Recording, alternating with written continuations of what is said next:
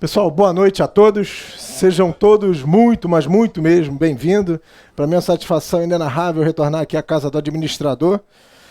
E agradeço a vocês todos pela presença. Hoje um público bastante expressivo, até porque o tema demanda atenção, não é verdade? Sim ou não? Não é verdade? Negociação, ele está no nosso DNA, né? Eu negocio com a minha família, com meu pai, com a minha mãe, né? Com a esposa. Em qualquer situação, você vai ser envolvido numa dinâmica negocial. Você vai precisar convergir interesses, né? Construir objetivos conjuntos, né? E negociação, diferentemente do que as pessoas imaginam, não é comparativo, não é guerra, não é momento para você digladiar, não é momento para você entender o seu interlocutor como adversário. Não existe relação de quem é melhor, quem é pior, né? Se você seguir por essa seara, se você seguir por esse caminho, é o caminho do abismo dentro do processo negocial.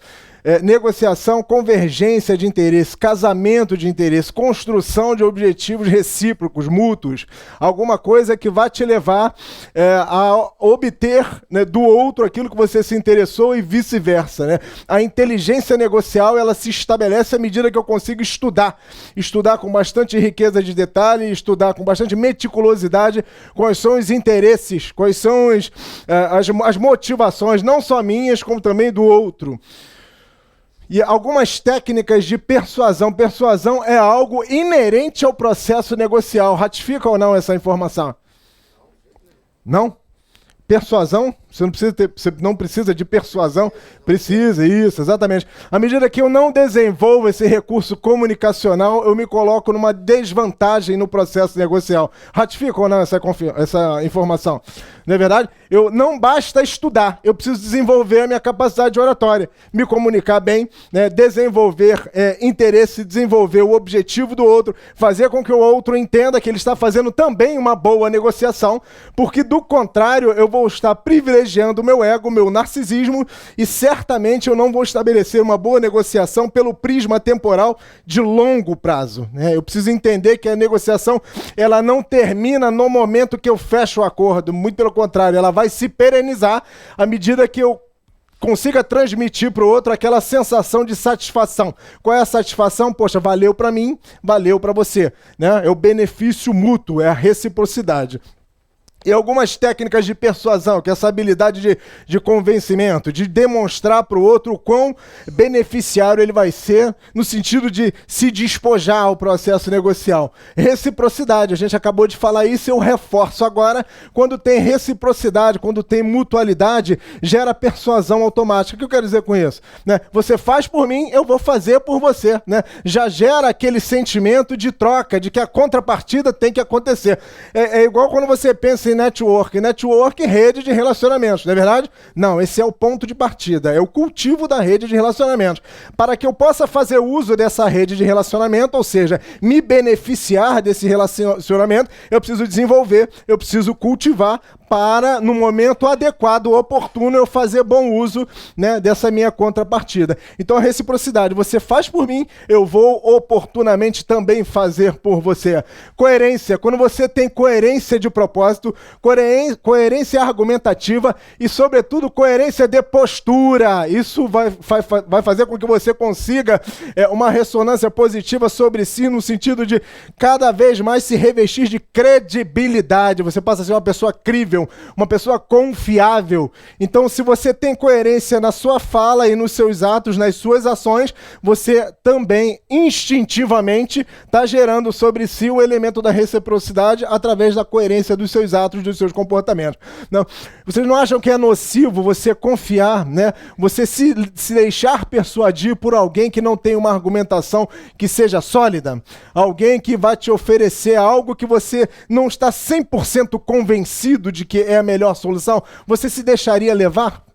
Sim ou não? Foi uma pergunta isso. De jeito nenhum, não é verdade? E quando você começa um relacionamento onde o alicerce principal está pautado na insegurança, na falta de confiança, não tem coerência, porque não gerou coerência em função de que você percebeu que as suas ações não são ações concretas, não são ações que ainda valem a pena você realmente dar credibilidade ao outro. A própria afinidade, não é verdade? Quando nós conseguimos estabelecer afinidade de propósito, afinidade de postura, afinidade de ideias, é um elemento de persuasão. Na verdade, eu estou, por exemplo, eu quero comprar, eu quero vender alguma coisa, né? E aquilo que eu vou te vender, né? Aquilo que eu vou te sugerir, uma venda sugestiva, eu também faço o experimento daquilo. Então você vê o seguinte, poxa, se ele que está tentando me vender está experimentando, então, assim, é uma sinalização de que aquele produto que você está tentando me persuadir para me vender é algo qualificado. Diferentemente que a gente vê muito nas áreas de vendas aí, um tanto quanto despreparadas, não, o produto ficou excelente em você, é uma roupa vexatória, mas ele está te entendendo como, assim, a mola que vai fazer com que o vendedor atinja os seus objetivos quantitativos. Então, é uma venda que vai ter, assim, um senso de imediatismo, vai acontecer num determinado momento, mas não vai ter aquele efeito de perenidade, o qual eu comentei com vocês. E a autoridade, vai lá naquele médico porque ele sabe o que fala. Não é um elemento de persuasão?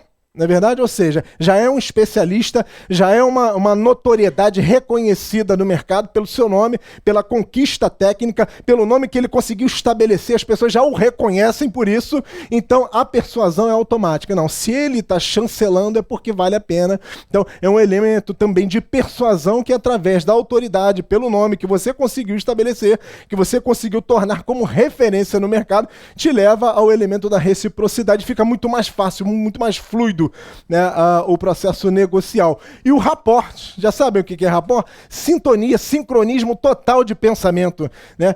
Tem a ver um pouco com a questão da empatia. Eu, antes de apresentar as minhas posições, eu tento me colocar na mesma toada mental que a sua para poder te entender.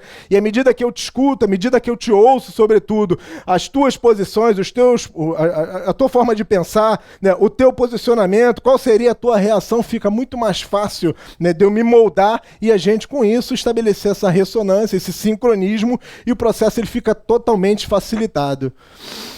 Planejamento é a base de qualquer negociação, não é verdade? Fala-se muito em planejar, mas a gente passa muitas vezes para uma execução que é desenfreada, uma execução apavorada, esbaforida, uma execução que ela carece de planejamento para poder facilitar a conquista do êxito negocial. Por exemplo, que é básico, que é rudimentar. Quais são os seus alvos e objetivos? Ou seja, o que eu quero alcançar e como eu vou fazer para poder alcançar esse objetivo, né?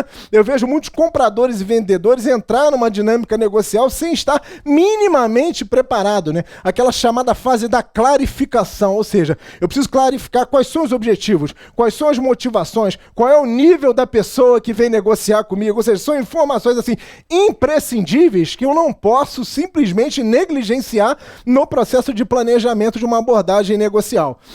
Você está disposto a fazer concessão? Eu tinha um gerente geral que ele falou uma vez assim para mim, que eu achei aquilo um tanto quanto grotesco, depois eu fui estudar, eu confirmei que era realmente grotesco. Ele falava o seguinte para mim, olha, tem uma negociação vultosa para fazer amanhã, espero que você retorne com um resultado fantástico. Eu falei, ok, ou seja, já colocou sobre os meus ombros uma grande expectativa, não é verdade? E assim é nas empresas. Aí eu falei, perfeito, mas quais seriam as moedas de negociação que eu vou colocar na mesa, né? Porque eu tenho um objetivo a ser atingido, certamente aquele que vai negociar comigo, ele quer alguma coisa de mim, e assim a gente estabelece, né, aquele processo de troca, não é comparação, é troca. Não tem negociação. Eu falei, não, como não tem negociação? Não, você vai lá e impõe pelo nosso tamanho, o tamanho da nossa empresa, e ele vai ter que ceder e fazer tudo aquilo que você faz. Eu falei, interessante, para você, né? Agora, será que o outro vai concordar com esse tipo de dinâmica sórdida? Por aí, né? Alguns elementos assim que fogem ao contexto comum, isso não é negociação, isso é imposição, né? Eu achar que pelo meu tamanho, pelo meu gigantismo empresarial, eu vou manipular e, sobretudo, impor, né, de uma maneira autocrática que façam aquilo que eu quero. Mais uma vez, isso tem sustentação no curso do tempo? Então, não tem sustentação, não é verdade? Pode te trazer um benefício, assim, de momento, mas você está prejudicando o relacionamento. Eu vejo muitos negociadores também focalizar a substância. Não, eu quero ganho. Aquele comprador que vê o vendedor como um número e vice-versa. Não, eu preciso cumprir minha meta. Eu tenho minha meta de saving, eu tenho minha meta para bater também de número de vendas, meta quantitativa. Ok, eu preciso fazer com que esse vendedor, com que esse comprador, ele acerte aceite a minha oferta. Não, cara, vai fazer isso, mas vai fazer uma vez só, né? Não vai ser alguma coisa que você vai ter um resultado que seja perene. Por quê? Porque você não se preocupou em desenvolver relacionamento. Você quer simplesmente um ganho de momento, mas você tem uma visão míope que não está conseguindo pensar no médio e no longo prazo, no sentido de produzir soluções conjuntas. Qual é o seu conhecimento sobre o tema de negociação? Eu não sei nem qual é o objeto, nem como objetivo. Tem gente que fala o seguinte, não, é a mesma coisa. Não, são totalmente diferentes. O objeto é a causa. O que você quer negociar? O objetivo, de fato, é aquilo que você quer alcançar. E dentro do objetivo, dentro do escopo do objetivo, tem a fase de clarificação e o próprio planejamento. Eu só posso vislumbrar o alcance de um objetivo à medida que eu tenho um planejamento devidamente acurado, né? Que eu tenho estudado previamente a negociação, que eu tenho entendido qual é o perfil do interlocutor, quais são as motivações que ele tem, quais são as minhas motivações, quais são as minhas moedas de concessões, para poder levar isso para a mesa de negociação com maior probabilidade de êxito. E é possível desistir de negociação? Sim, não, é normal. Assim, é possível desistir a qualquer instante. Porque muitas vezes você vai para uma negociação e num território um tanto quanto tenebroso, você sofre uma pressão muito forte para fechar e ali você não tem como dizer não, porque o próprio comprador ou o próprio vendedor, ele está ali te intimando a fechar. Mas você usa aquela técnica do escape. Não, tudo bem, a priori eu vejo que é possível, mas eu preciso sair agora, que eu tenho um compromisso, e amanhã eu analiso melhor, eu vou ratificar ou não esse compromisso contigo. E sai daquela situação embaraçosa. Você não é obrigado, né, a estabelecer nenhum tipo de compromisso por força, por coerção, né, com medidas que são coercitivas. O atingimento do objetivo negocial, ele tem que ser conseguido e proporcionado, né, uma visão de valor de parte a parte, porque do contrário, o sentimento de insatisfação ele vai brotar muito facilmente.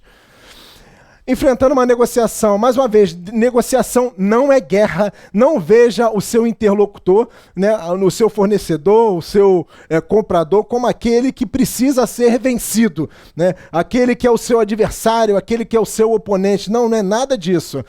Você precisa investir no relacionamento, para que no relacionamento, ambos colocando inteligência de mercado, né, o seu conhecimento, o seu know-how de mercado, a sua rede de relacionamentos, entender qual é a dificuldade, entender qual o problema e ambos nesse esforço coletivo, nesse esforço conjunto, consigam identificar onde estão, né, os viés de oportunidade. Não posso ficar estabelecendo esse tipo de relacionamento cada vez mais interesseiro, oportunista e meramente quantitativo. Fornecedor e tanto comprador, eles não podem ser vistos como numerário.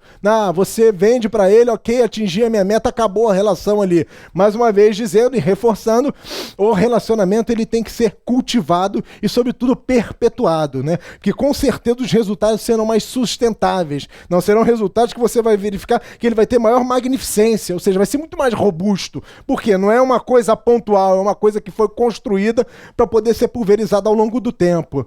É importante demonstrar empatia na mesa de negociação? Sim, se colocar no lugar do outro, entender a perspectiva do outro, entender a motivação do outro, entender o que o outro espera da negociação. Se você não entende, só se preocupa com você mesmo, você vai adotar, mesmo que instintivamente, uma postura opositora. Você vai querer extrair todo o benefício do fornecedor sem preocupar com as motivações, com os interesses dele. Ou seja, é uma negociação que não vai ser vantagem-vantagem, né? Vai ser vantagem para um e perda para o outro. E o grande risco disso, de você não levar em considerações as motivações e os interesses do outro, é que rapidamente ele vai perceber que foi lesado, que não foi considerado, onde o relacionamento ele não foi priorizado e ele tende a deixar falhas, e falhas muitas vezes grotescas, no curso do fornecimento. Então, assim, muito cuidado ao tentar estabelecer uma negociação que aparentemente ela se coloca como uma roupagem de ótima negociação. Vai te trazer um resultado fantástico, mas... Ou seja, uma negociação que não vai conseguir concretude no curso do tempo. É importante perguntar para entender?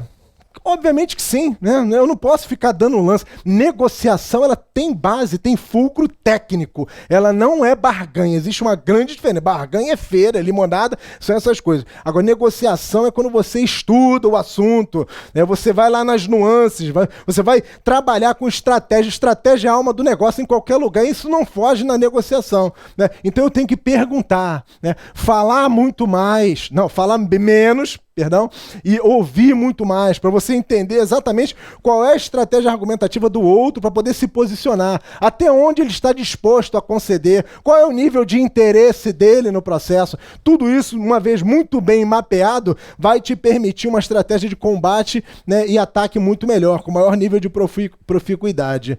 Sempre inicie as negociações. Por que eu que tenho que iniciar e não ele?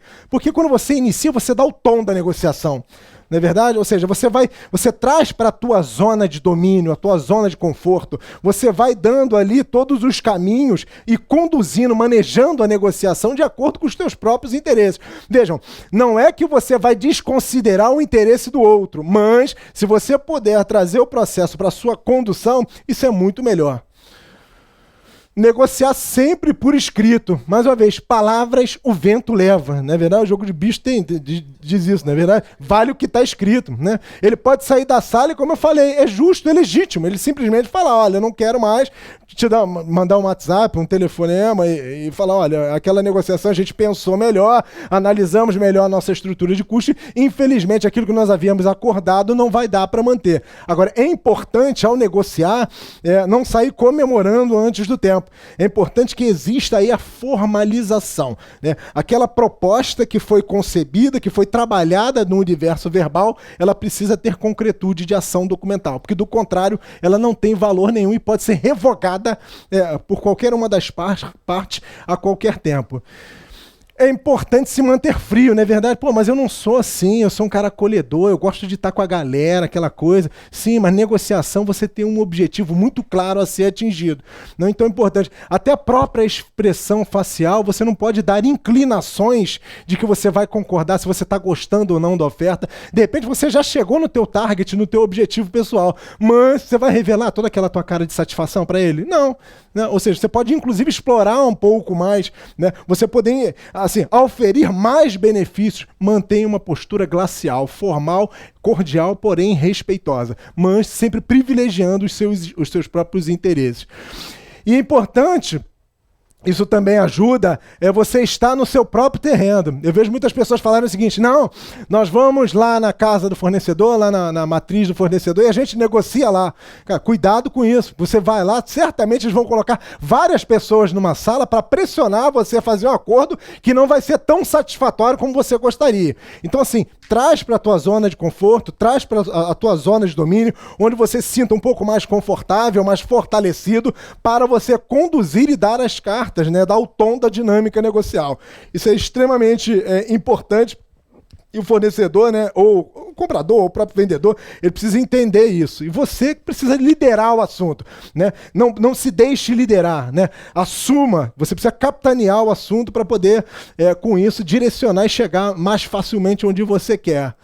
Importante argumentar. Agora, para argumentar, você precisa ter não só conhecimento aprofundado do assunto, mas uma cultura de um modo geral. Você já viu aquele fornecedor que chega para o comprador e fala assim, olha, a partir de amanhã eu vou aumentar meu preço em 15%. Aí você é um comprador despreparado, que não está atento ao que perpassa o mercado, simplesmente pega aquela carta de aumento e apresenta para a tua diretoria. Ó, o fornecedor que é importante, que é crítico para nós, está me pedindo aí uma majoração de 15% no contrato dele. Aí o teu diretor fala assim, baseado em que você, como comprador, como analista de negócios, está acatando essa majoração? Não é verdade? Ou seja, qual é a alegação legitimada pelo mercado de que aquilo que ele está pedindo tem constatação objetiva, né? Que ele realmente foi impactado, né, pela inflação do negócio, do produto dele. Ou seja, tudo hoje você vai precisar argumentar. Às vezes tem toda a coerência aquilo que o fornecedor está te pleiteando, porém, Até para eu poder submeter isso a uma anuência na minha instância superior, eu preciso ter essa riqueza de informação. Eu preciso construir todo um raciocínio que, de modo, inclusive com documentos comprobatórios, para poder legitimar aquele pleito. Não posso simplesmente acatar e, não, manda para frente, é um produto crítico, não vamos poder deixar de comprar, então não tem jeito, eu vou ter que acatar a majoração que ele está me pedindo. Não, esse tipo de profissional, ele está cada vez mais em estágio acelerado de obsolescência no mercado. O mercado quer a tua capacidade de análise cada vez mais depurada. Tá? Por que o aumento aconteceu? Qual é o componente de custo do produto dele que foi impactado? Enfim, você entender todas essas nuances para poder contra-argumentar e ao levar isso para, se for o caso, submeter a uma aprovação de uma majoração, você levar muito bem embasado, muito bem fundamentado. Até para não se expor, concorda? A tua imagem que vai ficar, é o tipo do profissional que não tem capacidade analítica nenhuma. Tudo que pede, ele vai simplesmente acata e leva. O mercado não quer esse tipo de profissional hoje, não. Quer um profissional que tenha capacidade de decisão, capacidade de analisar para tomar uma decisão cada vez mais com maior nível de proficuidade, né? Ou seja, induzir a uma decisão que seja favorável para a empresa, com menos intervenção das instâncias superiores. Então a argumentação é fundamental. É importante confirmar o entendimento. Ou seja, o nosso português ele é extremamente dúbio, concorda? Por exemplo, se eu falo assim... eu acho até que aconteceu isso numa das aulas que eu ministrei essa semana. Por exemplo, não, eu vou. Não, eu vou, eu estou apontando para uma direção, né? Não, eu vou, estou afirmando. Agora, não, eu vou. Ou seja, o que eu estou fazendo?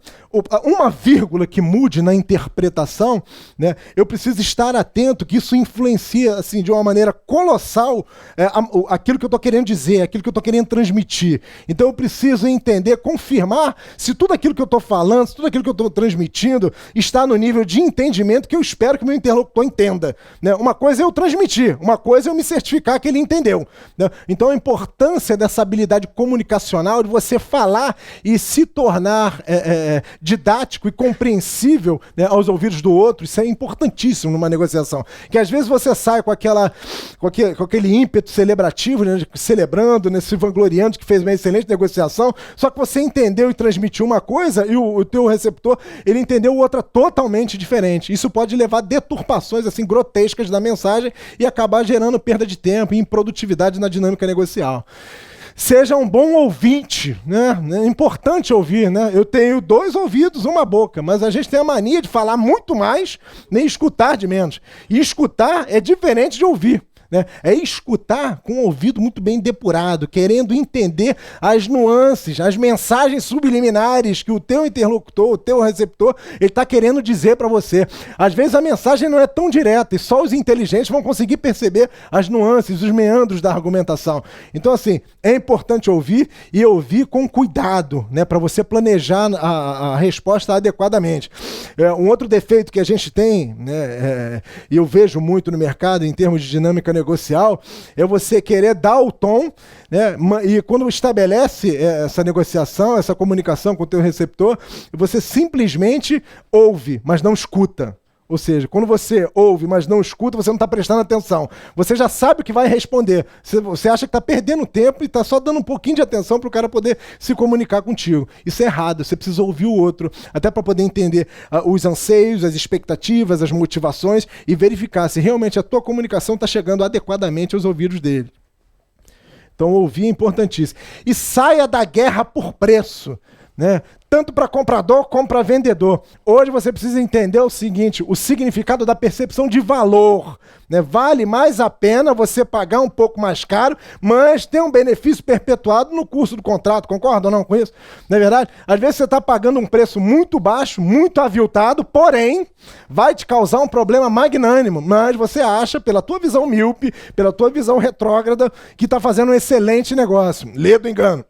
É preciso entender todas as nuances daquilo que está envolvido na negociação e Não é que não vai dar importância ao preço. Sim, isso tem que ser levado em consideração, tem a sua relevância, tem a sua preponderância. Porém, é mais um instrumento, mais um elemento no composto da negociação. Você precisa entender qual o valor que aquela negociação vai gerar em termos de produto e serviço. Porque às vezes, e quase sempre, eu diria, o barato sai caro, né? E quem está negociando, o analista de negócio, ele precisa ter essa percepção, né? Sobretudo essa sensibilidade. Poxa, eu estou comprando preço, não estou comprando valor. Às vezes é melhor pagar um pouquinho mais caro e ter um benefício dilatado. Eu diria hoje, até em função de toda essa crise institucional e econômica, as empresas estão com um viés muito forte, um direcionador muito forte para preço. E induz toda a sua força de compras e vendas, né? Preço, e vai catequizando, não é verdade? Aí você oferece preço, mas preços que não são sustentáveis, né? Não está comprando valor, está comprando algo que é genérico, né? De procedência duvidosa. Ou seja, você tem que analisar o todo para saber se realmente a tua aquisição, né, ela chega no nível de proficuidade, proficiência, que realmente vai te agradar. Não, realmente se você olhar no curso do contrato, vai ser muito melhor eu comprar com esse, que hoje aparentemente é mais caro, mas ele vai me dar um benefício mais dilatado, né, no curso do contrato. Então, assim, sai da dinâmica de preço, isso é importante olhar, porque você também não vai comprar, vou comprar valor, mas a qualquer custo, porque você tem que fazer o devido balanceamento, né, com a tua dinâmica orçamentária. Eu quero valor, mas eu não estou predisposto a pagar qualquer valor, até porque eu não tenho, né? Então tem que haver a devida calibração entre preservar a razoabilidade da qualidade e um preço que realmente caiba no teu orçamento. Então, assim, esse é o grande desafio. A linguagem corporal. O nosso corpo, ele fala demais. Na verdade, ele tem um dialeto, um idioma próprio, né? E isso serve muitas vezes para denotar, através da tua expressão corporal, se você é uma pessoa muito submissa, ou se você é propensa à conciliação, à reciprocidade, à mutualidade, se você ainda enxerga o teu interlocutor como um oponente, ou seja, te dá indicativos de como é que vai ser a atmosfera negocial. Então, assim, pela postura do corpo, pela maneira como você olha, pela tua expressão facial, a pessoa que está interagindo contigo consegue perceber, é claro que uma vez que a pessoa seja devidamente atenta, quais serão as possíveis direções da tua argumentação. Por exemplo, você está numa mesa, vai começar a negociar, se você você senta e põe os cotovelos assim, debruçados na cadeira, isso pressupõe que você é uma pessoa segura, sabe o que quer, se preparou adequadamente, está ali com o objetivo de construção de acordo, mas um acordo que é inteligente. Você não está subestimando o seu interlocutor, mas está se colocando de uma maneira tranquila, de uma maneira confortável, até porque você está seguro e se preparou para isso. Ou seja, é inclusive uma forma elegante, diferentemente de quem senta na cadeira e faz assim com os ombros. Ou seja, já é uma situação de submissão. Aquele que não se preparou adequadamente, né? Ou seja, aquele que está muito propenso a aceitar qualquer oferta porque não estudou, né, de uma maneira dedicada e com afinco o assunto. Inclinar a cabeça enquanto escuta, né? Você está conversando comigo, eu inclino, põe até a mão assim no rosto, ou seja, já é também um indicativo que eu estou prestando atenção naquilo que você está falando, né? Se eu me comporto com a mão na cabeça, o corpo todo largado, as pernas muito fechadas, eu estou querendo dizer para você o seguinte: poxa, eu estou inseguro. Se você vier com uma pergunta embaraçosa, eu não vou saber responder. Se você me desafiar a construir uma solução sobre o problema que se apresenta, eu talvez não consiga te retornar com uma boa capacidade de contribuição, porque você está inseguro. E a insegurança te leva à instabilidade emocional e prejudica, né, todo o processo de negociação. É importante oferecer um café, seja lá o que for, você não oferece cerveja. Porque o cafezinho, ele quebra gelo, né? Ele faz com que a pessoa se sinta acomodada, se sinta incluída, contemplada na negociação, diferentemente de você começar a negociação com toda aquela verborragia, né, querendo atingir o teu objetivo pessoal a qualquer custo. Não, deixa a pessoa se acomodar. Tem entrevista de emprego, não é verdade? Vai fazer uma entrevista de emprego, você pega um entrevistador despreparado, o cara começa a te lançar um monte de perguntas, nem procura ter o mínimo de cuidado para poder te acomodar, para começar a conversar, até para poder extrair o melhor que você tem para poder oferecer. E aqui vai uma técnica também, é o seguinte: se você está bebendo um cafezinho à mesa, está conversando sempre com aquele olhar respeitoso, nada um olhar tão impetuoso, mas se você bota a xícara de café, né, você está bebendo, põe na tua frente, denota que você é uma pessoa que está colocando barreiras, né, não está privilegiando o relacionamento. Agora, se você põe do lado, já é um indicativo postural de que você objetiva acordo. Não, eu estou aberto para acordo. Se você quiser conversar, se a gente conseguir inteligentemente conduzir de modo que seja favorável para mim e para você, é algo que, através da postura, você sinaliza para o teu interlocutor. A Harvard é uma universidade extremamente renomada aí no mercado, ele tem alguns princípios, né, de negociação. A negociação ela tem que envolver interesse mútuo. Interesse meu, interesse daquele que está negociando comigo, né? E eu preciso não só privilegiar o meu interesse, mas levar em consideração o interesse do outro. É importante que ele se sinta devidamente acolhido na dinâmica negocial e perceba que eu estou interessado também em fazer com que ele sinta aquela sensação de pertença, aquela sensação de que o negócio foi bom para mim também. Eu não estou com aquele objetivo simplesmente focalizado em atingir somente os meus objetivos, somente os meus interesses, aquele sentimento egocêntrico. O outro ele precisa também ser levado em consideração. É importante você criar alternativas, né? Ou seja, se o negócio ele começa a chegar numa dinâmica de entrave, de uma série de obstáculos, né? Cada vez mais as partes defendendo posições e não atacando o problema, é importante você ter um aparato cultural que te permita, né, permear qualquer outra seara do processo de negociação que você estudou para poder vislumbrar alternativas de acordo. Isso é importante. E a partir do momento que você gera alternativas, vem as opções. Ou seja, dentro de cada alternativa, quais seriam as opções que eu tenho para poder abordar e extrair o melhor do meu interlocutor? E a legitimidade de quem está negociando. Vocês já viram aquele negócio? Vou negociar, mas você não tem chancela, você não tem outorga, você não tem poder para tomar nenhuma decisão na mesa de negociação. Vai primeiro o vendedor 1, aí depois vai o vendedor 2, que aí vai estudando, extraindo as informações do comprador, até chegar no gerente e o diretor, para que aí sim a decisão de concessão seja tomada. Então, assim, isso não é saudável. É importante que quem vai para a mesa de negociação, ele precisa minimamente ter condição de contorno para poder fazer as suas concessões e sair de lá com uma negociação que seja benéfica para ambas as partes.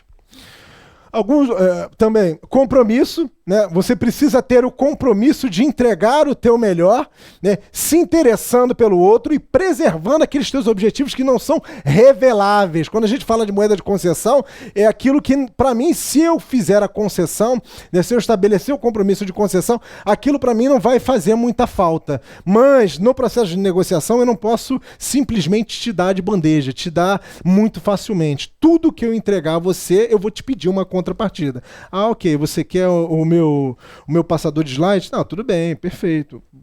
Me dá o teu relógio. Ou seja, uma coisa leva a outra. Eu não posso fazer concessões demasiadas, descabidas, que vão comprometer o meu objetivo de negócio, né, simplesmente para preservar o relacionamento. Eu sempre preciso estabelecer essa dinâmica de contrapartida. Eu te dou uma coisa e quero outra. E assim a gente vai construindo o acordo.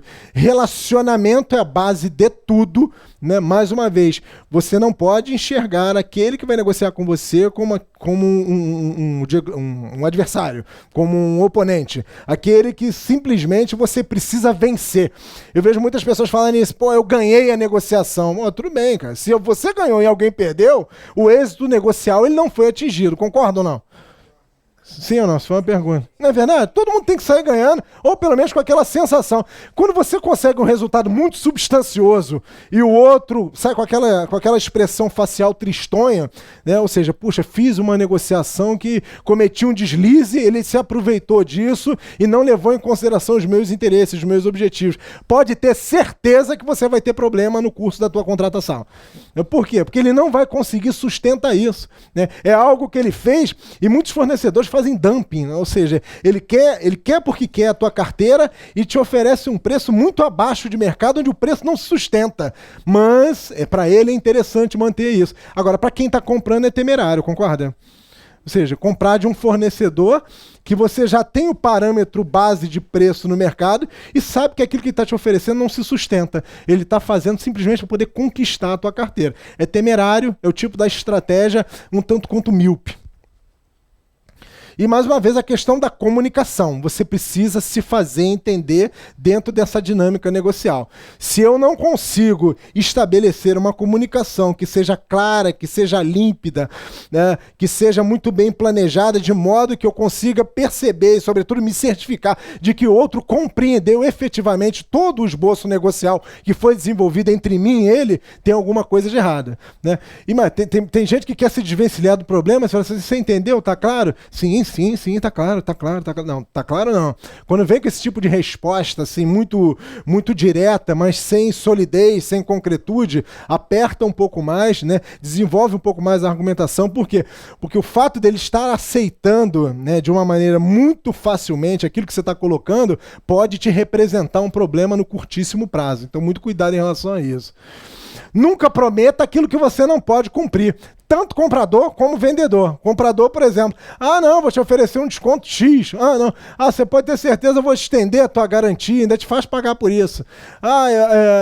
Por exemplo, a logística, pode deixar que eu te entrego no prazo que você precisa, mas o cara só quer sacramentar a venda e se esquece que ele tem uma responsabilidade operacional de tornar concreto aquilo que ele verbalizou contigo. Ou seja, isso vai, inclusive, estremecer a própria credibilidade. Vai fazer uma venda só, vai ter problema e nunca mais você vai conseguir fazer negócio. Então, a palavra, a credibilidade, a confiabilidade, a tua imagem reputacional, isso é importantíssimo no processo de negociação. Poxa, se eu falar para ele que eu não consigo cumprir aquilo que está me pedindo, que aquele prazo que ele está me demandando não é crível, ele não fecha comigo, é uma venda muito substanciosa. Ok, melhor que não. Construa alternativa, construa opções, construa algum modelo de modo a tentar envolvê-lo na negociação e você manter vivo, né, aquele potencial negócio para você. Agora, não usa de subterfúgio, de escuso, né, de mentira, de querer ludibriar o teu cliente para simplesmente você angariar. Você vai capitalizar uma vez só, né? E a nossa imagem vale mais do que qualquer negócio. Quer fazer negócio? Faça sim, mas de uma maneira que seja continuada. Não faça uma vez só não, porque você se descredibiliza. Mesma coisa o comprador.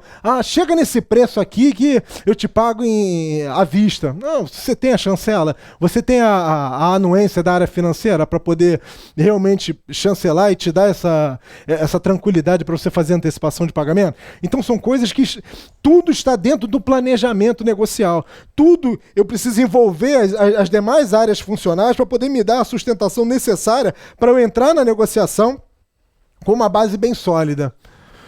Você precisa ter disciplina, determinação e concentração. Disciplina é realmente ter um foco muito, muito claro de onde você quer chegar, na verdade, e de fato, se imbuir daquele propósito. Não adianta, eu quero, mas não tem disciplina. Eu quero emagrecer, faz exercício físico, mas não faz dieta. Não, eu preciso entender que eu tenho um objetivo, que é um objetivo crível, factível, porém, eu vou precisar dar a minha dose adicional de esforço para que isso se torne concreto. E determinação é no sentido de realmente levar o objetivo a sério, né, e colocar bastante energia para que ele se torne, de fato, tangível. E muita concentração. Concentração que vai envolver capacidade de análise, capacidade de planejar, capacidade de prospectar uma série de cenários e alternativas para você ir para a negociação com aquele espírito de liderança cada vez mais efervescente. Você vai conduzir, você vai liderar a negociação, você vai desenvolver maior capacidade de influência do outro, você vai fazer com que o outro, você vai conduzir o outro a concordar com você. Sabe por quê? Porque a tua argumentação é bem embasada, é bem fundamentada, é sólida. Então você não está ludibriando. Não, você se preparou adequadamente e tem condição de fazer um excelente negócio para você e para o teu interlocutor. Não seja bonzinho, seja justo. Né? Eu vejo muitas pessoas, não, vou ser bonzinho, né? Verdade, é um desconto para lá e outro para cá. Não seja bonzinho, seja justo, seja austero, ataque o problema, não ataque a pessoa e faça com que o outro perceba e tire de você o teu melhor, aquilo que você pode conceder, para que ele possa sair plenamente satisfeito da negociação. Simplesmente, eu vou agradá-lo um pouquinho e com essa tua política de querer agradar, você pode estar prejudicando o teu objetivo estratégico de negociação. negociação. Então, assim, ser bonzinho não quer dizer que você vai ser um bom negociador, muito pelo contrário. Você pode estar, inclusive, deturpando os teus objetivos e os interesses da organização que você está representando. E tem princípios, né? Em negociação, você vê hoje o presidente da Petrobras, não é verdade? E do Banco do Brasil. Pois é, ex tudo, não é verdade? Porque, assim, como é que consegue, pela falta de princípio, pela falta de legitimidade, né, norteador de caráter, né, se envolver com objetivos escusos para poder se beneficiar? Pois é engraçado, rapaz. Assim, é a falta de consciência, né? É uma segurança flácida. É achar o seguinte, poxa, em plena era de Lava Jato, o cara se envolve nisso, não é verdade? Sabendo que com grande potencial de investigação. Então evita. E sabe por quê? Você olha para a área de compra extremamente prostituída, concorda ou não? Não é verdade? Não, hoje é muito mais fácil esquecer tudo isso que a gente está falando e eu chegar lá e conversar. Bom, esquece isso, né? Me ajuda que eu te ajudo. Né? Ou seja, é muito mais simples, não é verdade? Você minimiza toda essa discussão, negócio de preparo, planejamento, clarificação. Não esquece isso. Tudo é mais facilmente resolvível. Mas, e a tua imagem? Né? E a tua carreira, a tua história, a tua hombridade como pessoa, como homem, como profissional. Então isso não tem preço, é impagável. Então dentro de um processo negocial, assim, o mercado ele vai te oferecer uma série de meandros para te seduzir. Agora cabe a você aceitar ou não e ter o devido mapeamento do risco sobre o qual você vai se inserir.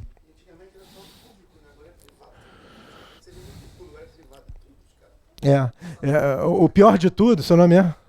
Ô Robson, é você ouvir com veemência que, não, isso é comum no mercado.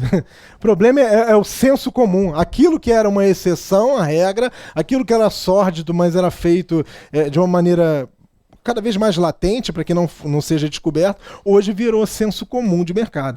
Mas assim, eu posso afiançar para você que o benefício temporal que esse tipo de prática pode trazer para você, o conforto econômico e material que ele traz para você é único, exclusivo, num determinado momento, mas vai te trazer um prejuízo para a tua imagem incomensurável. Então, ao pensar, ao se inclinar a uma oferta descabida como essa, você procura fazer essa ponderação para não se arrepender depois. Isso tem que saber onde quer chegar, né? Eu vejo muita gente analisar, mas e aí, eu chego aonde? Onde essa negociação ela precisa me conduzir para poder atingir o meu objetivo? Porque se você não sabe onde quer chegar, qualquer caminho é válido. Não, eu tenho esse objetivo e para poder atingir eu tenho que tomar todas essas providências. Eu preciso fazer com que o meu interlocutor, né, aquele que está negociando comigo, ele entenda o quão importante é o êxito negocial para mim e para ele. Ele precisa enxergar valor naquilo que eu vou, no meu objetivo e no objetivo dele. Ou seja, com isso o relacionamento ele cada vez mais se cristaliza e as partes, né, unem as suas competências para construir objetivos maiores. Separar as pessoas dos problemas. Você vê uma negociação com caráter um tanto quanto hostil, as pessoas começam a se digladiar, né? Você é isso e aquilo. Leva para o âmbito pessoal da questão e o problema está parado na mesa, não resolve. Né? Aquela reunião que se torna improdutiva, você não consegue atacar o problema, até porque você não estudou, você não tem inteligência emocional para poder conduzir a dinâmica negocial de maneira efetiva, para poder se desvencilhar do pessoal e tratar apenas o problema de maneira profissional. Então, isso denota o teu amadorismo numa mesa de negociação. Foco no interesse, onde eu quero chegar e não na posição. Né?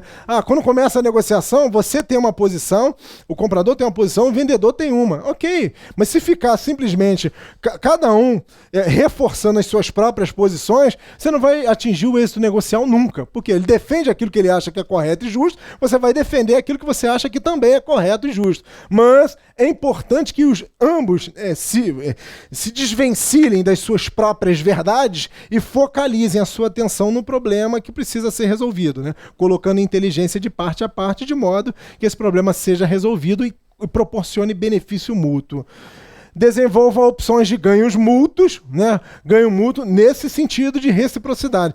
Eu massacrei o fornecedor, atingi o meu resultado. Tenha certeza que isso não vai se perenizar, isso vai gerar um desconforto no curtíssimo prazo para o fornecedor, porque ele vai perceber que fez uma oferta que é uma oferta insustentável, que é descabida, e não vai conseguir cumprir. Então aquele benefício que você achava que seria excelente, magnânimo, ele tende a se perder muito facilmente. Insistir sempre em critérios objetivos. Saia da superficialidade, saia da subjetividade. Em negociação não existe isso, é fatos. Fatos e dados. Né? Você estudou, você se planejou, você sabe o que realmente você pode conceder, você já entendeu a expectativa do outro, você sabe o nível da pessoa que vem negociar com você. Tudo isso tem que estar no teu escopo de planejamento.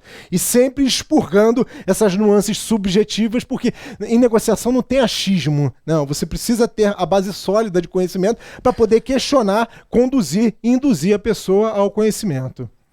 Características do negociador ideal. Ele tem poder para negociar. Esse poder ele precisa ser dado pela própria organização. Esse negócio de vai lá negociar e ver o que você consegue, ou seja, não está te legitimando em nada, muito pelo contrário, está te depreciando. Você simplesmente vai lá, vai ser conduzido por um vendedor muito mais perspicaz, porque estudou meticulosamente o assunto, e não vai conseguir tomar decisão, não vai conseguir extrair informação nenhuma. Por quê? Porque você vai simplesmente cru, sem ter estudado, sem embasamento e, sobretudo, sem o suporte da companhia. É necessário apresentar competência no assunto. Né? Quando eu digo competência, não é só sobre o objeto e o objetivo da negociação. Você precisa realmente estabelecer aquele chamado banho cultural. Né? Você precisa ter e estudar todas as variantes e conexões do mercado para poder fazer com que o teu interlocutor ele entenda o seguinte: não, esse cara sabe o que ele está falando. Ele fala com propriedade.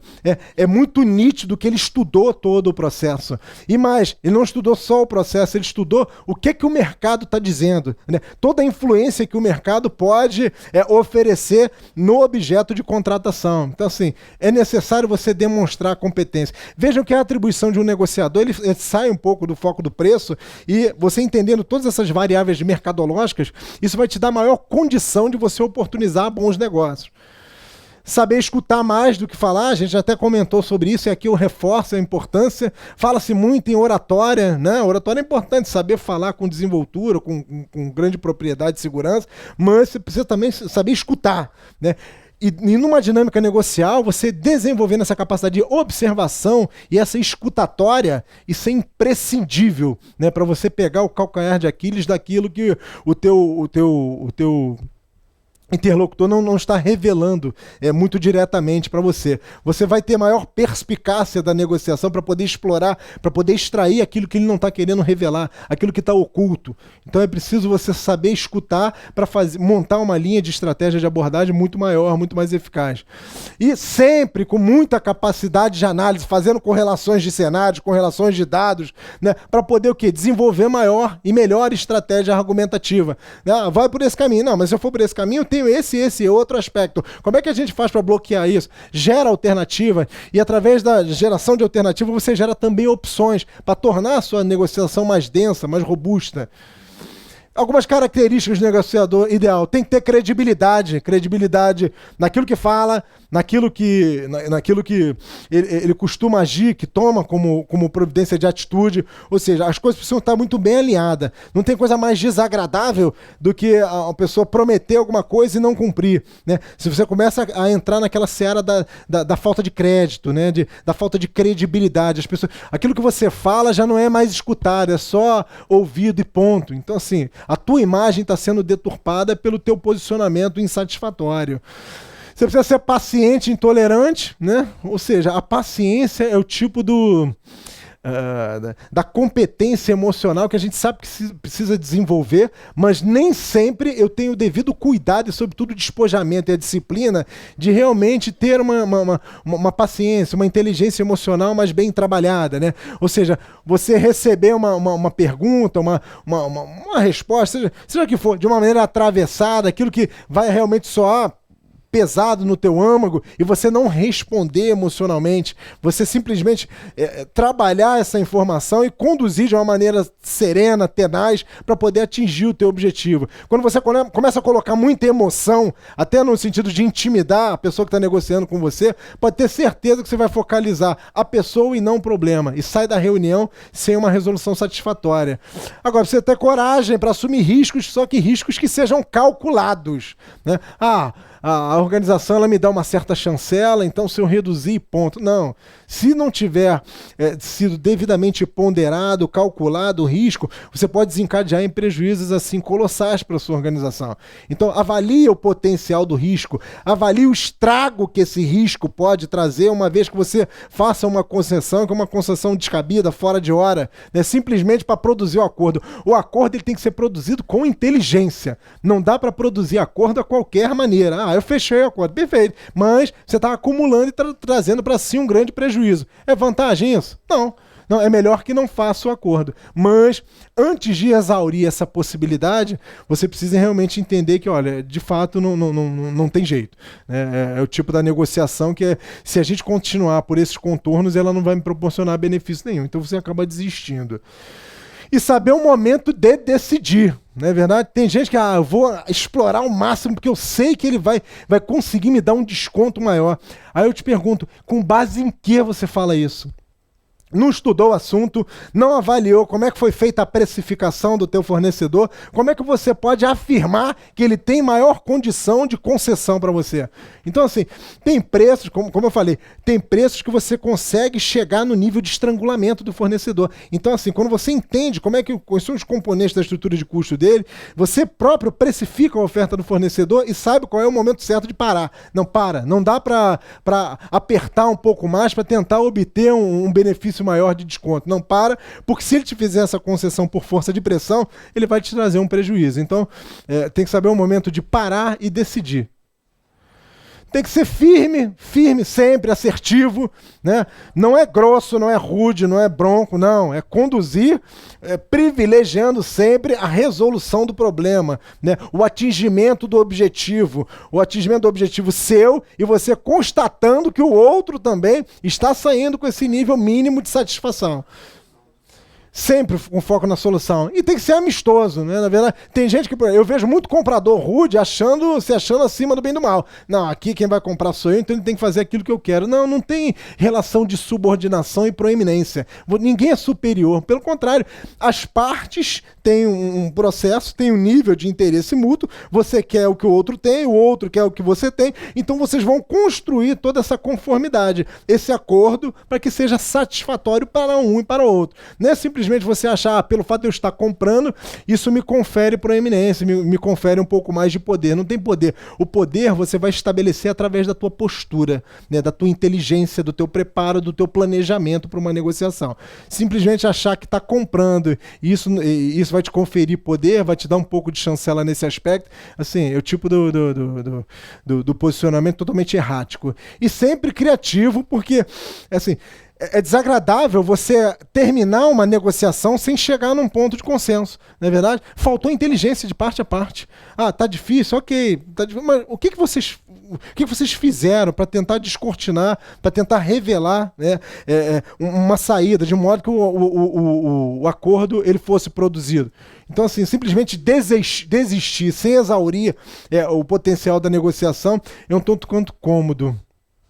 E sempre com foco de onde quer chegar, né? Não se pode, numa dinâmica negocial, se deixar levar pela emoção e perder o objetivo estratégico. Eu preciso saber onde eu quero chegar e também conseguir mapear os possíveis riscos, né, ou dispersão de foco que essa negociação ela pode me trazer. Preciso chegar e realmente focalizar onde eu quero chegar. Principais erros de um negociador despreparado: ingenuidade e falta de prática. Eu vejo muito isso nas empresas. Vai lá negociar. O fornecedor vem aqui, vai negociar aquele contrato. Às vezes é um contrato extremamente crítico e você minimamente não se preparou. Você não conhece a esperteza, mas é aquela esperteza fruto da perspicácia de quem vai negociar contigo, né? O outro vem totalmente bem preparado, né, se cercando de todas as hipóteses, aí pega você que simplesmente surgiu na hora e foi para uma mesa de negociação. Certamente, por melhor que você seja tecnicamente, se você não se preparou razoavelmente, você vai ser conduzido. Você, ao invés de liderar, você vai ser liderado.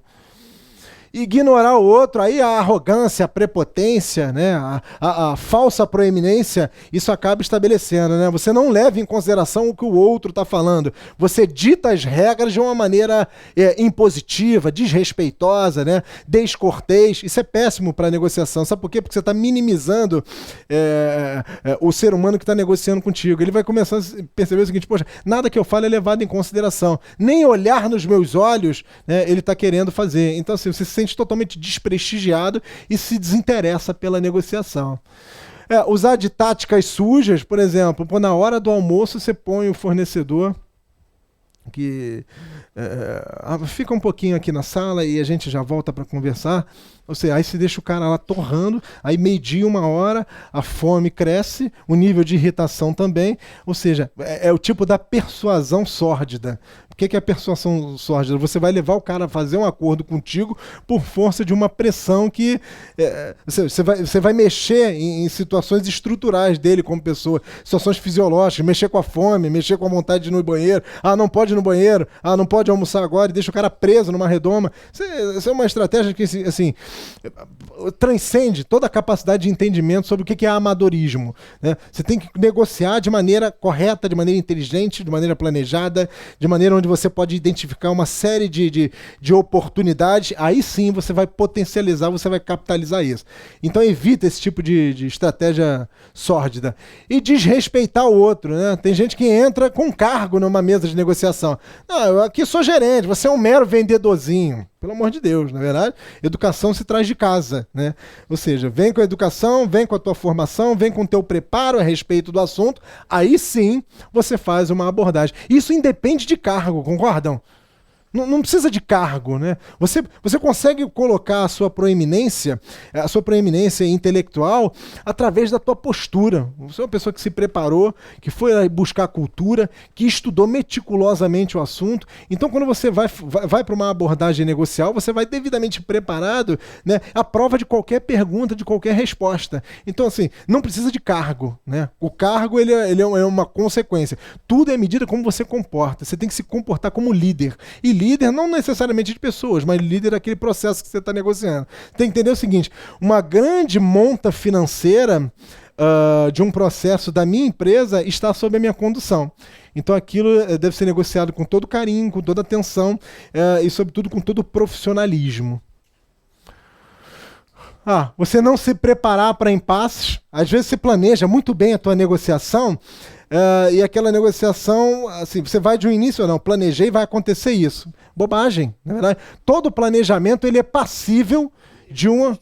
Não é verdade? E você precisa ter capacidade de resposta para poder mudar o curso do teu próprio planejamento no momento da negociação. Mas eu planejei agora, mudou um parágrafo, mudou uma vírgula, ele fez um questionamento que eu não tenho uma resposta imediata. Ou seja, é falta de preparo da sua parte. Eu preciso ter respostas de contingência para preservar o êxito da negociação e a gente consiga construir o acordo. Tudo que é planejável também, tudo que é planejado é mutável. Concorda ou não com isso? Tudo pode mudar. Na verdade, se você pegar esse projeto, ele vai seguir exatamente do início ao fim como foi planejado. Bobagem isso. Você pode ter certeza que uma série de correções, uma série de modificações, reconfigurações vão ser feitas e você vai precisar adaptar, não tem jeito. Sim, porque assim, você planeja tudo muito bem estudado, até aí tudo bem, mas você não se prepara para poder lidar com certos impasses. Ok, você quer isso, a gente pode até fazer, mas eu quero aquilo. Aí você não mapeou aquele potencial poder de concessão. Você não estudou possíveis respostas que você poderia dar para o teu fornecedor, né, ou para o teu comprador. Outra coisa, isso aqui é um mal da sociedade, né? O egocentrismo na personificação da palavra. Achar que sabe tudo. Não, eu sei tudo, eu sei tudo. Não, pode deixar. Ou seja, desconsidera totalmente o outro. Aí vem uma série, né? É o combo da personalidade primitiva. Você olha, pô, é melhor que todo mundo, conhece de todos os assuntos. Mentira, ninguém conhece de tudo. Todo mundo tem uma nuance comportamental e uma nuance técnica que precisa ser desenvolvida. E mais, quando você não se posiciona como dono da verdade, você consegue angariar respeito, granjear respeito em torno de si. Então, assim, esse negócio de achar que sabe tudo, bobagem. A gente está sempre em constante processo de aprendizado. E eu já aprendi muito na minha trajetória profissional na mesa de negociação com o fornecedor. Sabe por quê? Porque você tem que saber o momento de liderar a negociação e deixar ser liderado. Concorda com isso? Eu estou querendo dizer o seguinte, não, cara, eu tô com uma ideia pré-concebida, eu estou com um escopo devidamente planejado, mas foi do jeito que eu planejei. Se o fornecedor me apresenta uma perspectiva, uma visão mais arejada, não é uma forma inteligente de deixar que ele conduza a negociação? Sim ou não? Na verdade, não, a ideia dele é melhor, não é demérito isso, muito pelo contrário. Né? É uma inteligência que você está desenvolvendo, dizer o seguinte, não, eu projetei dessa forma, mas ele que é especialista no assunto está me apresentando um viés de solução que é melhor que o meu. Ele está, inclusive, sinalizando o seguinte, olha, eu entendo disso muito mais que você e quero te ajudar, eu quero desenvolver relacionamento, porque o teu negócio é o meu negócio. Então, assim, estabelece o espírito de parceria e de aliança nesse aspecto. Sim, sem dúvida, sem dúvida. É verdade. É diferente de você adotar aquela postura de, não, eu sou o comprador, eu é que vou conduzir a negociação. Bobagem isso, né? Esse tipo de postura extremamente rígida não vai te levar a êxito negocial nenhum. Descuidar-se do clima da negociação.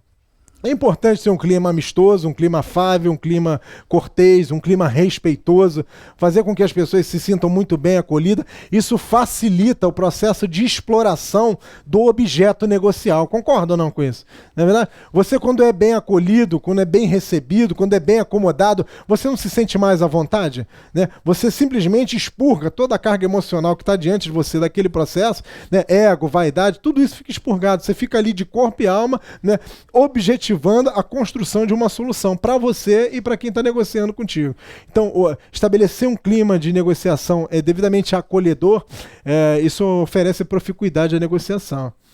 A falta de repertório, ou seja, você não ter cultura, você simplesmente analisar e estudar única e exclusivamente o objeto da negociação. Isso é pouco, né? Você precisa ter capacidade de permear, de pulverizar todas as áreas que, de alguma forma, têm alguma intercorrência, têm alguma correlação com aquilo que você vai negociar, né? Eu costumo dizer, o teu conhecimento hoje, cada vez mais, ele tem que ser transcendental. Você vai para uma mesa de negociação e você precisando liderar, precisando dar o tom da negociação, o teu conhecimento ele tem que estar num nível de dilatação tamanho de que qualquer pergunta, qualquer situação embaraçosa que porventura o teu interlocutor colocar para você, você tem a devida capacidade de resposta. Você não fica preso a uma argumentação quase que decorada, enlatada. Não, isso é pouco, né? Ou seja, amplia o teu repertório. Ampliando o teu repertório, você vai ampliar significativamente também a tua capacidade de negociação. Pressa para fechar, né? Tem que fechar, eu tenho que bater a meta do mês. Bobagem isso. O tempo é uma variável importantíssima de um processo de negociação.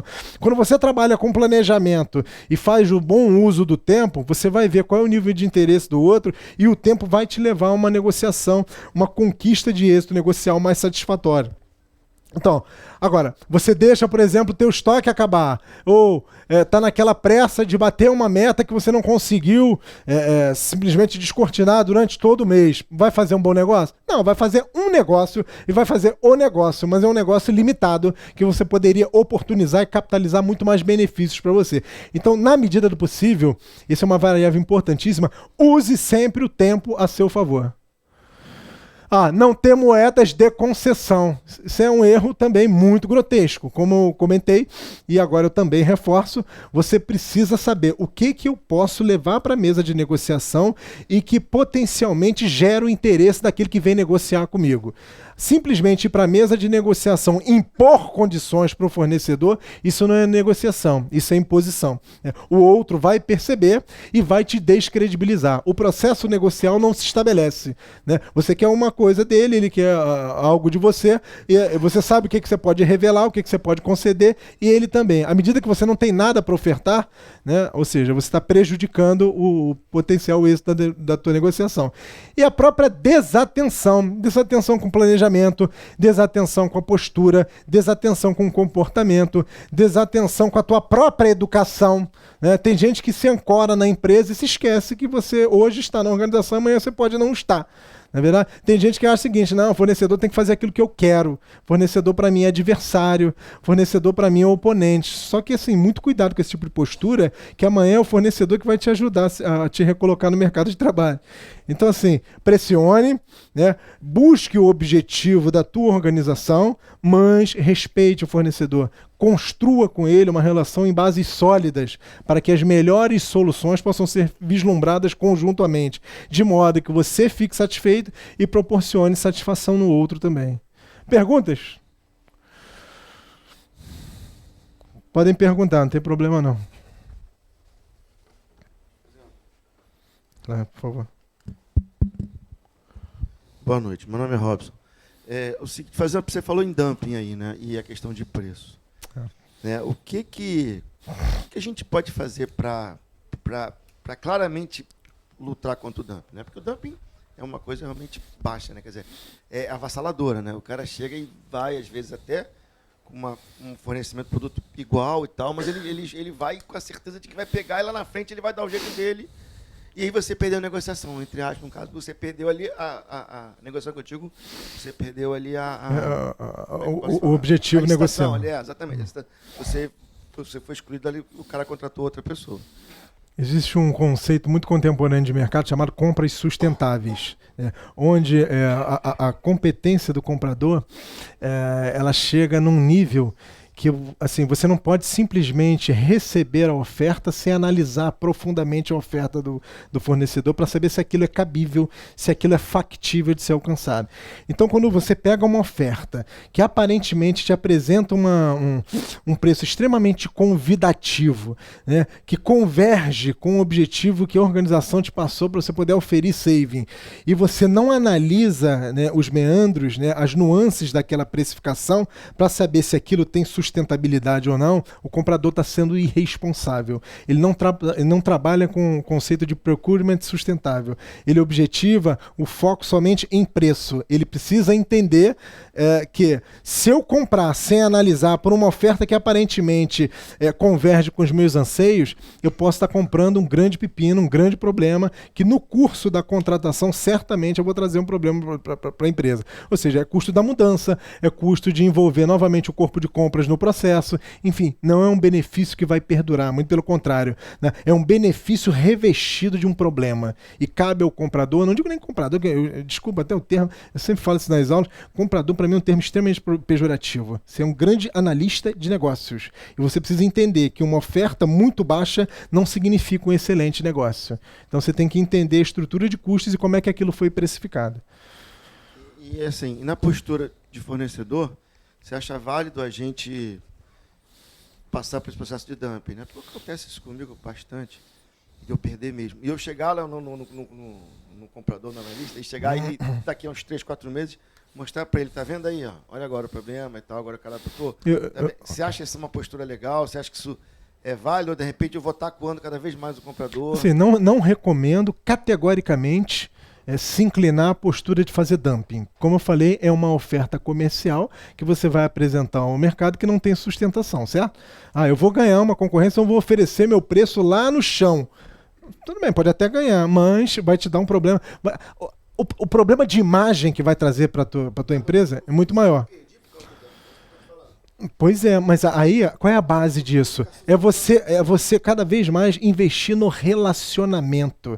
Assim, a venda, ele é um processo que ele tem um ciclo. Por que é o ciclo? Você não participa de uma dinâmica relacional com o comprador simplesmente no momento que ele lança uma licitação no mercado, não.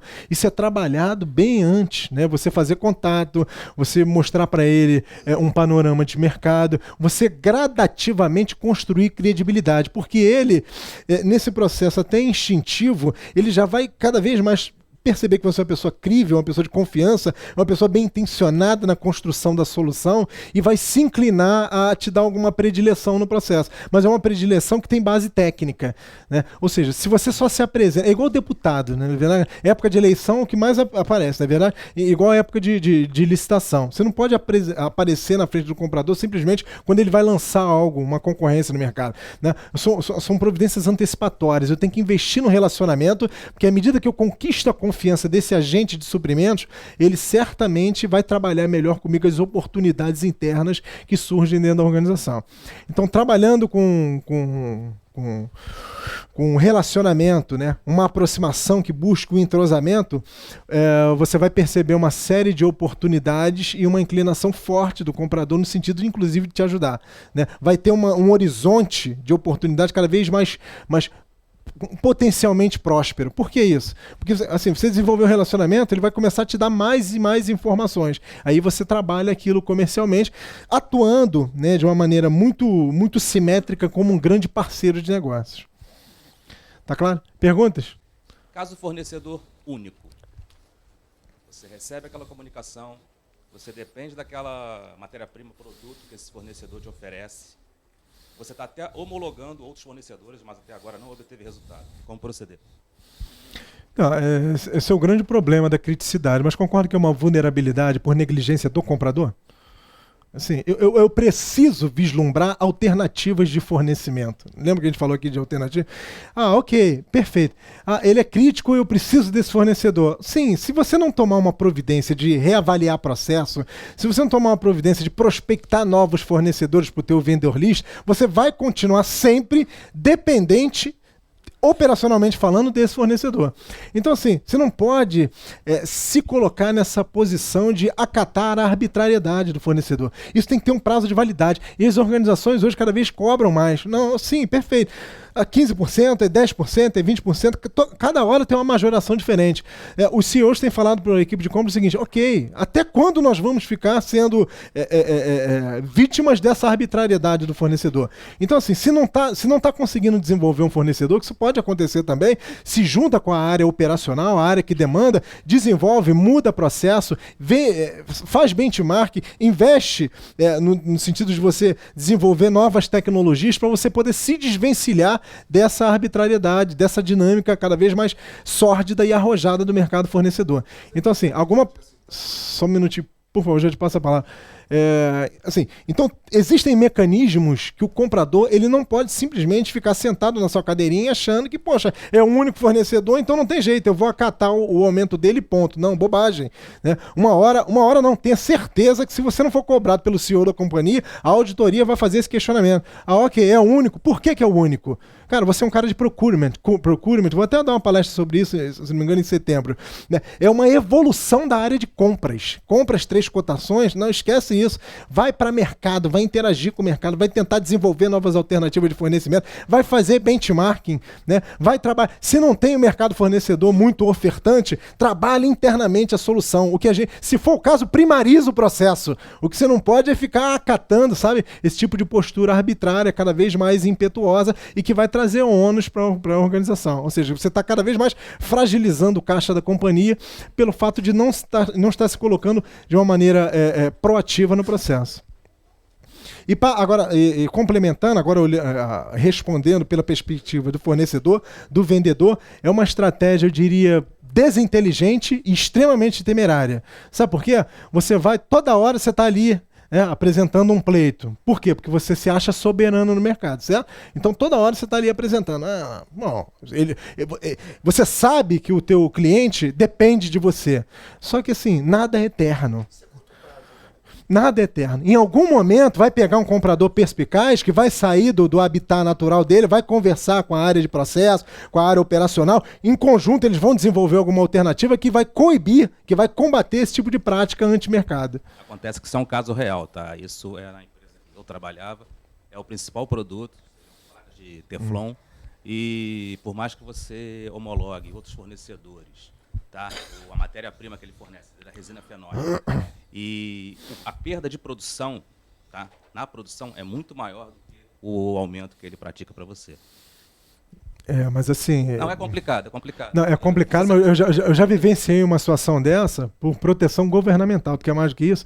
O governo, a empresa fazia lobby com o governo protegia, dava a bênção e você não poderia pegar nenhum outro... Até existia você até no mercado externo.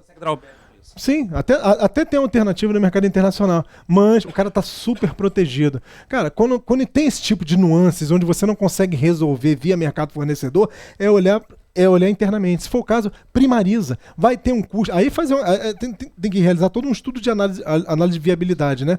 Ou seja, avaliar o seguinte, poxa, eu vou ter um investimento forte, mas eu vou me desvencilhar de um custo e de uma arbitrariedade comercial contínua, de um fornecedor que não quer se colocar como meu parceiro.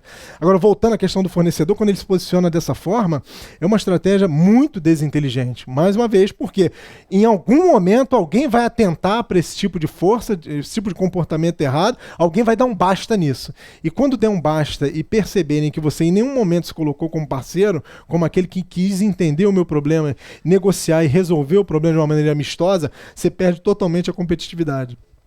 Ou seja, você vai oferecer algo para o mercado que não vai ter mais ressonância nenhuma. Só comentando o que ele comentou, como é que fica o posicionamento desse ambiente negocial quando nós falamos em sistemas just-in-time? Se diz o fornecedor que ele pratica esse tipo de... Na verdade, o just-in-time você tem uma relação umbilical entre fornecimento e produção. Assim, eu sou a favor e posso afiançar para você que você, por maior que seja a aderência de qualificação de um determinado fornecedor, você precisa ter no teu vendor list uma ou outra alternativa para que você possa fazer uma gestão da mudança e substituir caso seja necessário. Eu não posso simplesmente entregar o meu processo produtivo para um determinado fornecedor lastreando toda a minha confiança na eficiência operacional dele. É just in time, ele tem que entregar na hora e no momento que eu preciso. Perfeito. Mas será que não tem nenhum outro que possa fazer isso? Será que de repente eu não posso me sobreestocar de modo a que, uma vez tendo esse estoque em minha consignação, né, e pagando isso uma remuneração variável, eu consiga continuar suprindo a minha produção sem ter que ficar dependendo de determinados fornecedores? Não dá para ficar calcando a tua produção, o teu negócio, melhor dizendo, na eficiência de um determinado fornecedor, porque o mercado fornecedor é prostituído e ele é passível de falhas. Então, assim, busque a eficiência, busque o desenvolvimento de alternativas, não só qualifique, mas desenvolva. Eu vejo muitas áreas de compras, depois que fecha o negócio, cessa a responsabilidade. Não, e aí, se o fornecedor não performar? Se o fornecedor começar a deixar falhas grotescas no fornecimento dele, eu tenho que entender o seguinte, a falha dele é a descapitalização do meu negócio.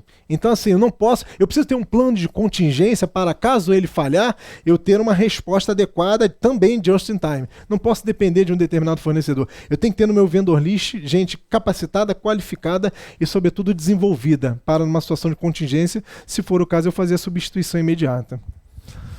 Perguntas? Eu tenho uma dúvida. Diariamente eu sou obrigado a negociar com meus clientes, né? E o meu gerente, ele me dá uma zona de acordo possível. Sim. Geralmente em torno de 4% a 7%. Trivial de mercado, né? Sim. A minha dúvida é, eu jogo todas as minhas cartas, dou logo o que eu tenho possível, ou é melhor ir gradualmente negociando? Nunca. Sempre de uma maneira conta-gotas, bem gradativa, né? Entenda e faça com que o outro te dê oferta, que aí você vai calibrando qual é a tua melhor estratégia, né? Se ele te pede 5, ok, 5 por que 5? Tenta entender como é que ele chegou naquele número, e gradativamente você vai mostrando para ele o seguinte, olha, lembra que a gente falou de oferta de valor? Porque você está me pedindo uma margem que para mim é um tanto quanto agressiva, mas se você olhar pela perspectiva do benefício que a minha solução vai te trazer, você vai trazer algo assim muito mais substancioso em termos de benefício acessório. Então, assim, você começa a desvencilhar, né, aquela visão extremamente focada na questão quantitativa, numérica, e fazendo com que o teu aquele que está negociando contigo, ele entenda melhor o seguinte: poxa, esse é um fornecedor verdadeiro, é um fornecedor que tem um sentimento de aliança forte comigo, e muitas vezes você não precisa nem chegar no teu limite, no teu esgotamento. Então, assim, mais objetivamente falando, gradativamente você vai fazendo as tuas concessões. E sempre que fizer uma concessão, não abre o todo, né? Se você tem assim, uma margem de 4, 5, 6, 7%, você dá 1% e pede alguma coisa. Dá outro por cento e pede outra coisa. E vai conduzindo de modo que você não vai exaurir as tuas moedas de concessão e consiga extrair o máximo para você. Então, assim, às vezes a gente, com a questão da pressa, de querer fechar, você faz logo a tua concessão. Aí depois fica numa condição de não conseguir contornar, falta de condição de contorno. Por quê? Você já concedeu tudo, né? E mais, perde a própria credibilidade na mesa de negociação. Porque se você esgotou a tua própria negociação, onde você tem autonomia, onde você tem autoridade, o fornecedor vai perceber e vai falar o seguinte: o quê? Esse aí já não consegue mais. Então eu vou segurar a negociação para poder negociar com quem está acima dele. Perguntas? Boa noite, Sandro. Boa noite. É justamente isso que você tocou num assunto importante até de postura e ética. Eu trabalhei numa empresa de telecomunicações que fazia a instalação de cabos telefônicos nas construções, edificações de todas as construtoras. O que acontece é o seguinte: justamente isso. Nós sabíamos, ou como fornecedor ou como vendedor, para o comprador, tá, da instalação predial, da construção, justamente por ter o conhecimento do mercado, né, que é importante, você saber o preço que você está oferecendo. Isso. Então você tem um preço, você tem um preço mais alto, o preço mediano, que é onde a gente está, que é o correto, isso, e o preço mais baixo, que esse aí você. Então você descarta o de cima e o de baixo. Isso. O que acontece? Que é lamentável e que a gente ainda vê até hoje nas grandes construtoras. É o leilão. Eu nunca ganhei, não vou falar aqui o nome por questão de ética, de uma construtora, nenhuma proposta desta empresa em relação à telefonia. O que acontecia? Aquilo que você acabou de falar. Ela ficava com a última, ou a penúltima, que não tinha condição de fazer o trabalho, e o que acontece? Ela refaz todo, quer dizer, é uma questão de postura que você colocou aí, o que está faltando no país. Ética, ou você tem, ou você não tem. Perfeito. Né? Então, o que está acontecendo muito... Eu saía, realmente fazia até o que você falou. Pô, não tem condição, porque quando você mesmo falou do governo aí, quando você vê que está dentro interno um problema que você não tem como resolver, sabe, eu não vou ficar me desgastando. Não vale a pena insistir, né? Sabe, não vou ficar... Então, a pergunta que eu te faço é justamente isso. Até que ponto porque você tem que ter essa percepção. Por exemplo, toda vez que tinha essa construtora, eu nem ia, eu nem participava, porque eu já sabia que eu era carta fora do baralho. O que eu quero passar para você é o seguinte: é quando você tem a percepção de conhecer o teu mercado e saber que não é, veja bem, eu sou o melhor, não. Não, você está sendo ético e profissional, o que muita gente, às vezes, muitas empresas não fazem. Em linhas gerais, seu nome é mesmo? Ricardo. O Ricardo, em linhas gerais... Assim, é totalmente desigual, porque você não vai entrar numa concorrência, em uma concorrência que tenha legitimidade e que tratam todos os fornecedores, né, todos os agentes, de maneira equânime, né, de uma maneira com igualdade de condições. Né? Então, assim, vamos expurgar os efeitos escusos, porque dispensa comentários. Assim, o que eu recomendo que faça, mais uma vez, é investir no relacionamento. Entender quais as nuances que estão tirando a tua competitividade. Porque não é só a concorrência que vai te dar um retrato do quão você é importante e competitivo para a organização. Tem que fazer uma abordagem. Eu vejo muitos compradores que não gostam de receber fornecedor e acham que, por exemplo, o leilão é a melhor ferramenta para ele. Pelo contrário, cara. Leilão é só uma ferramenta tecnológica onde você vai estabelecer, né, e vai fomentar a concorrência de preço. Mas é só preço, é só comercial. Eu preciso ter a garantia de que todos ali estão devidamente legitimados e chancelados tecnicamente. Não, porque senão você vai pegar uma oferta assim, muito descabida, totalmente fora de propósito, algo que é totalmente infactível e acha que está fazendo um excelente negócio. Sabe por que é isso? É falta de postura, é falta de visão de negócios, é entender que está comprando preço e o preço nem sempre ele consegue se transformar em valor. É estranho isso que eu estou falando, é verdade? Preço e valor são coisas totalmente diferentes. Confirmando o que você está falando, justamente até porque a empresa tinha um preço excelente, sabia da sua qualidade, Isso, o atendimento, quer dizer, a postura, quer dizer, isso tudo foi para o ralo. Sim, não leva em consideração. Aí realmente fica muito Como você difícil. está comprando preço e preço formatado de maneira irresponsável, não é verdade? Sabe por quê, Ricardo? Você sabe muito bem como você precificou a tua oferta. Você sabe que a tua oferta ela está justa, né? A tua margem é palatável, a margem alinhada ao que o mercado demanda. Então não é possível. Né? Por isso que eu digo que não é exercício de previsibilidade, né? É chegar a uma constatação que é sólida, que é objetiva. Não, ninguém consegue fazer melhor do que isso. Né? Por exemplo, você precifica a tua oferta com uma margem bem estreita para pegar o negócio. Aí vem um outro fornecedor, o comprador vira e fala assim, não, eu fechei com outro com 30% a menos. Isso não existe. 30% é sinônimo de problema, vai te dar um problema no curtíssimo prazo. Agora pega um comprador míope, né, um comprador sem visão de negócios, que objetiva somente o mérito quantitativo, sem olhar, ele não sabe, né, qual a diferença entre preço e valor, então tá trazendo para a organização um péssimo negócio, uma péssima oferta, por falta de capacidade de negócios e análise um pouco mais meticulosa. Só para terminar, nós fazemos um jogo de ganha-ganha, onde eu ganho e você ganha também na qualidade, na confiabilidade. Sim. Quer dizer, já resumiu tudo que você falou. E o comprador, assim, mal preparado, ele não consegue enxergar isso. Ele entende o seguinte, o preço. Não, minha organização hoje tem um driver de preço. Sim, cara. Mas você precisa ter argumentação devidamente consistente para poder defender o seguinte, não, vamos seguir por esse caminho aqui, que ele está até 10% maior, mas os benefícios que a gente vai conseguir angariar são esse. E mais, precisa ter sempre uma métrica para transformar o benefício qualitativo em quantitativo, né? Para poder fazer a quem vai aprovar, o cara realmente ter certeza de que aquilo vai se concretizar no curto prazo. Se a gente falar, compra 10% maior, ninguém vai dar anuência para isso. Mais uma vez, você para levar uma oferta que, nessa conjuntura de mercado, onde cada vez mais se objetiva a redução de custo, onde você leva uma oferta que está acima dos demais players que estão participando da concorrência, é necessário muita argumentação, é necessário muita solidez e consistência de resposta. Porque do contrário, você se coloca como um comprador e não como um agente de negócio. É um desgaste enorme. Enorme. Mas eu diria para você, Ricardo, é um desgaste enorme. Nem sempre quem dá anuência também tem essa visão, não é verdade?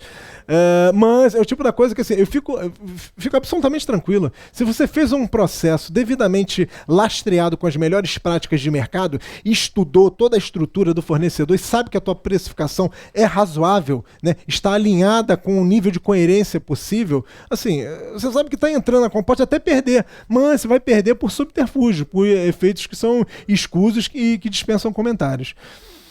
Mais uma pergunta?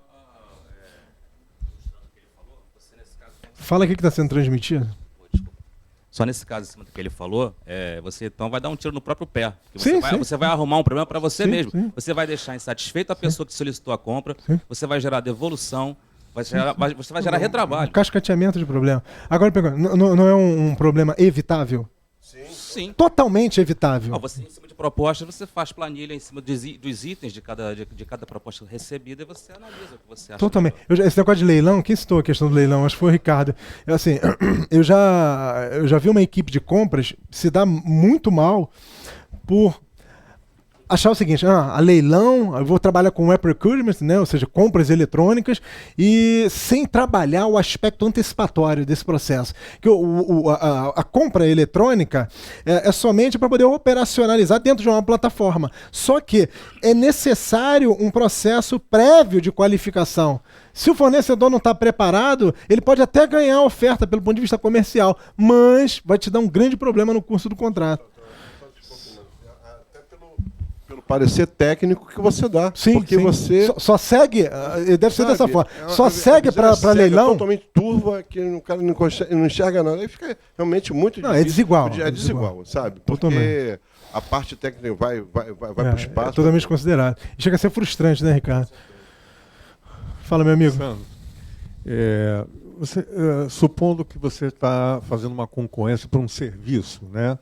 que é uma coisa que depende de performance, de todo um trabalho que vai acontecer durante algum mês, algum tempo. Isso. E nessa concorrência você estipula um escopo, você define exatamente o que você quer, Isso. você analisa o porte das empresas para ver se elas estão todas na mesma posição, você analisa a capacidade técnica de cada um, Perfeito. administrativa de cada um, e chega a um consenso de que 4, 5 empresas estão dentro de um parâmetro. Porém, a empresa que está dando um preço um pouco maior, não significa muito maior, ela tem um conceito no mercado de performance muito bom. Ou seja, você, para garantir isso, você teria que pagar mais por esse serviço. Já que isso aqui é uma coisa que é intangível, né? Você não consegue quantificar isso. De que forma você consegue defender essa posição? Assim, você precisa ter indicadores muito bem objetivos e métricas para você poder fazer a mensuração do resultado. O fato de você ter um fornecedor participando do teu processo e é um fornecedor que ele tem um reconhecimento do mercado e por isso ele está te pedindo um preço um pouco superior, isso é subjetivo demais, não é verdade? Ou seja, por que eu vou me predispor, principalmente nesse momento de instabilidade econômica, a pagar um pouco mais simplesmente porque um determinado fornecedor ele tem uma benção, uma chancela, um reconhecimento do mercado. Então isso é subjetivo, eu tenho sempre que devidamente quantificar, né? Por que eu... se todos conseguem cumprir, pelo ponto de vista técnico, tudo aquilo que eu estou pedindo, né? Não só em termos de escopo, que isso é uma obrigação rudimentar, mas a questão do nível de serviço que eu estabeleci, né, eu consigo identificar, mensurar que todos conseguem cumprir, por que eu vou pagar mais por outro que simplesmente só tem uma chancela e um reconhecimento do mercado? Sabe por quê, Ezequiel? Quem vai fazer o resultado de uma contratação acontecer na prática é o gestor, com um acompanhamento acurado. Consegui um excelente resultado na concorrência. Sim, mas tu tem uma péssima gestão de contratos, acabou o resultado. Né? O resultado hoje, eu digo com absoluta certeza isso, o resultado hoje de uma compra bem feita, ele não está só na compra. A compra é uma projeção de resultado.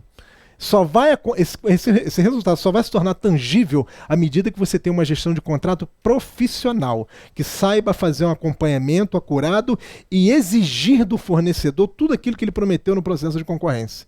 Porque senão fica solto. Venceu a concorrência, ninguém mais faz diligenciamento, ninguém mais acompanha, o fornecedor se acomoda e tudo aquilo que ele te prometeu na concorrência ele não consegue cumprir. Eu trabalho numa área de alimentação. E nós fazemos cotações, nós fazemos o contato direto com os fornecedores, conseguimos preço, qualidade, prazo, conseguimos ver o valor agregado do produto, mas na hora de finalização da compra, o gestor chega e fala assim, vou comprar da empresa tal, porque eu compro com o pai dele há 100 anos. Então, acaba com a negociação. O teu esforço foi zero. Zero. Aí você olha assim, poxa, você como um profissional, né, que impeliu todo um esforço para produzir aquilo, você fala assim, poxa, eu vou comprar com outro só porque... Não, é extremamente subjetivo. Aí você já começa a imaginar o seguinte, para que eu tô aqui? Não é verdade? Olha até para tua carreira, você começa a te fazer mal, não te agrega nada. Você faz um trabalho meticuloso, né, com a riqueza de detalhe que se espera. Engraçado que a organização te exige isso, mas na hora de tomar a decisão, ela vai pelo caminho mais escuso possível. Não, eu criei, junto com o pessoal do TI, um sistema onde nós cadastramos todos os nossos fornecedores de principais produtos e eles não viam os preços deles entre si, mas dizem a quantidade do que eles têm, o prazo que eles podem entregar, o produto, e daí você faz a negociação com eles totalmente online e marca com eles para vir até a empresa. E não valeu de nada, só foi dinheiro jogado fora. Eu sou bastante cético em relação a esse negócio de... É bom, é importante, mas dentro de um processo de negociação não pode ser conclusivo. Essa é a minha visão baseada na minha experiência. Você vai lá, exaure, esgota, fomenta a concorrência na plataforma, no procurement, perfeito. Mas na hora de fechar, foi o que a gente falou, chama o melhor que se destacou comercialmente e tem a prevalência técnica para poder negociar. Tem que olhar no olho para saber se aquilo que ele está demonstrando te oferece confiabilidade. Porque o número dentro de uma plataforma tecnológica não está te dizendo nada. Pelo contrário, o cara às vezes está te oferecendo um produto genérico de procedência altamente duvidosa. Aí você está comprando baseado só no preço. Você tem que olhar o pós-venda, né? Quem é que vai me atender depois do contrato fechado? É olhar no olho, né? Para saber se realmente ele tem a credibilidade, a confiança, o compromisso necessário. Mas aí às vezes não adianta, porque você fomenta tudo, você chama os 3 melhores, tem todos eles o mesmo padrão de produto e na hora de fechar a compra, foi aquele que não foi chamado lá para levar o produto para captar. Sim, que acaba assim, fomentando esse tipo de comportamento. Né? A questão do diálogo assimétrico, né? Ou seja, eu falo uma coisa e faço outra. Eu exijo de você uma coisa e cobro outra. Pessoal, eu quero agradecer imensamente a participação de todos. Muito obrigado pelas contribuições. Vou fazer uma perguntinha aqui para vocês, para poder concluir. Quem acha que gestão de tempo é algo importante na sua vida, pessoal e profissional? Quase esmagadora maioria. Vocês conseguem administrar bem o tempo? Vocês entendem que isso é uma alavanca? Tá tão curto, né? Tem gente que fala assim, eu precisava multiplicar pelo menos por 2. Né? 48 horas. Não. Então, assim, dia 5 de setembro eu estou aqui novamente no CRA, inclusive o mês do administrador, vou falar sobre, eu falo tanta besteira no mercado, como administrar melhor o tempo e conseguir produtividade. Então vou passar por todas essas nuances, enfim, vai ser uma palestra bem legal. Muito obrigado a todos, fiquem com Deus. Obrigado.